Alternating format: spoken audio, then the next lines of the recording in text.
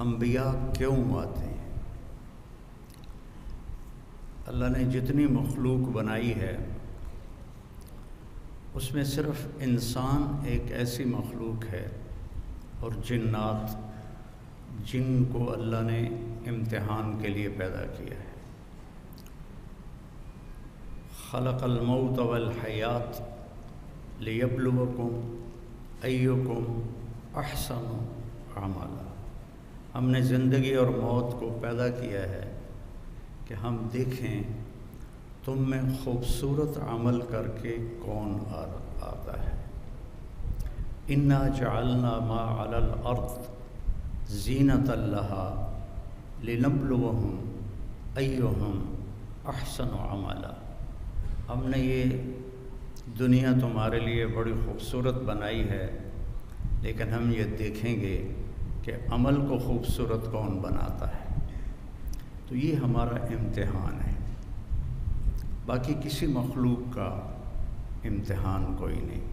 لہٰذا وہ جو بھی کر لیں وہ ٹھیک، جو نہ کریں وہ بھی ٹھیک، لیکن انسان کے ساتھ صحیح اور غلط کا ایک نظام ہے، اس کے ساتھ موت کے بعد اٹھنے کا ایک نظام ہے۔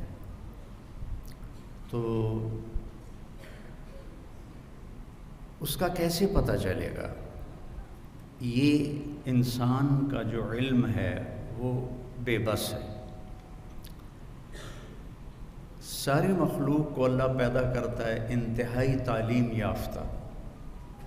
ربنا الذی اعطی کل شیء خلقہ ثم ہدی، جس نے ہر مخلوق کو پیدا کیا اور اسے زندگی گزارنے کا علم دیا، انہیں پورا علم ہوتا ہے۔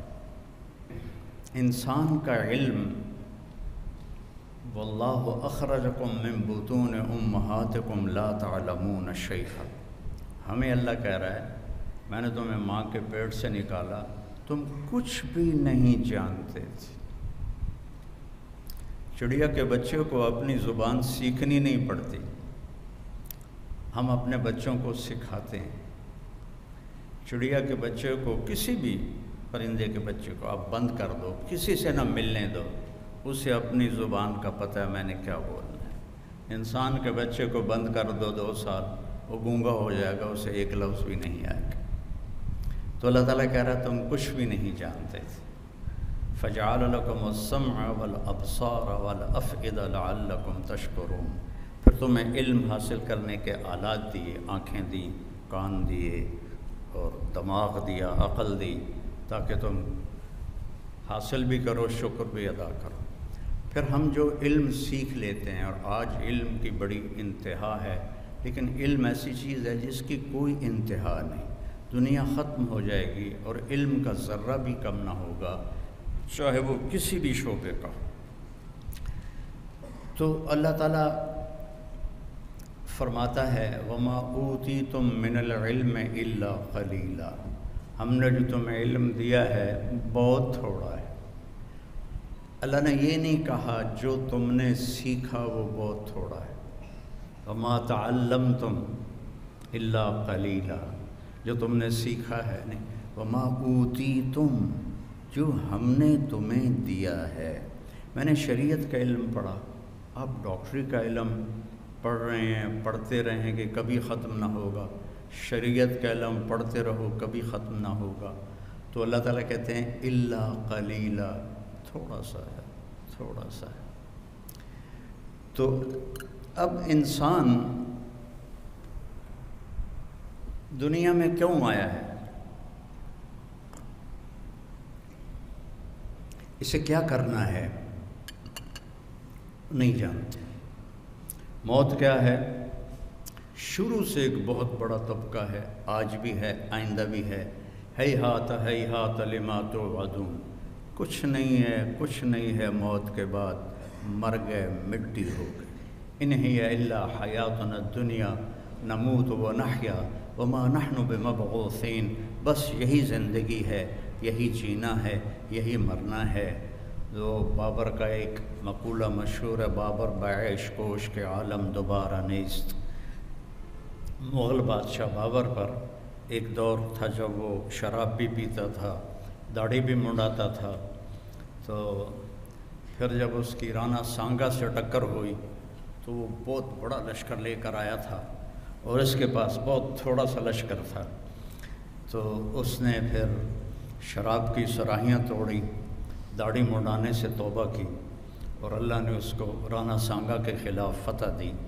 تو اپنی عیاشی کے دور میں اس کا ایک مقولہ ہے، بابر بعیش کوش کے عالم دوبارہ نیست، بابر موج کرو مزے کرو زندگی دوبارہ نہیں آئے گی، آگے پتہ نہیں کچھ ہے بھی ہے کہ نہیں ہے۔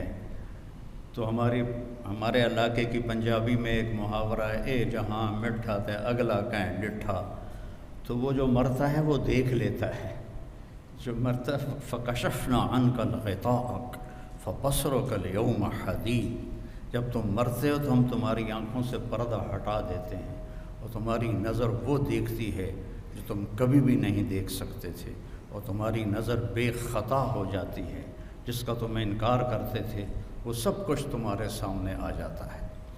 تو اب کیوں پیدا کیا؟ میں نے کوئی درخواست تو نہیں دی تھی، ان بچیوں نے کوئی لڑکی بننے کی درخواست نہیں دی تھی، آپ بچوں نے کوئی لڑکا بننے کی درخواست نہیں دی تھی۔ کس نے پیدا کیا؟ کیا چاہتا ہے؟ موت کیا ہے؟ موت کے بعد کیا ہے؟ ان سارے سوالوں کا جواب انسان کے پاس کوئی نہیں ہے۔ آپ سب میڈیکل کے بچے ڈاکٹر بیٹھے ہیں، موت کیا چیز ہے؟ کوئی ایک صحیح جواب دے دے میڈیکل لائن سے کہ موت کیا چیز ہے، اور زندگی کیا چیز ہے؟ کوئی میڈیکل لائن سے اتنی ترقی ہو چکی ہے، کوئی جواب دے دے کہ زندگی کسے کہتے، زندگی کیسے پیدا ہوتی ہے؟ ایک لوتھڑا، اس میں زندگی کیسے شروع ہو جاتی ہے؟ کون شروع کرتا ہے؟ اور موت کیا چیز ہے؟ کسی کے پاس کوئی جواب کوئی نہیں ہے۔ اس لیے پھر اللہ انبیاء کو بھیجتا ہے جو آ کر انسان کو بتاتے ہیں کہ تو امتحان کے لیے ہے اور موت کے بعد تیرا نتیجہ نکلے گا، اور یہ بہت اعلیٰ ہے جنت یا بہت خوفناک ہے جہنم۔ جنت کا یہ میرا نوخن تو پچھلے بچیوں کو نظر بھی نہیں آئے گا، یہ سامنے والے دیکھ رہے ہیں۔ میرے نبی کا فرمان ہے اس نوخن پر جنت کی کوئی چیز رکھ دی جائے، کوئی پانی کا قطرہ رکھ دیا جائے، کوئی گھاس کا تنکا رکھ دیا جائے، کچھ کیا آئے گا اس کے اوپر، اور اس کو ایسے میڈیکل کالج میں لا کے رکھ دیا جائے تو زمین سے لے کر آسمان تک خوشبو پھیل جائے گی، اور چاروں طرف کائنات میں اس کی وجہ سے روشنی پھیل جائے گی۔ وہ کیا چیز ہے؟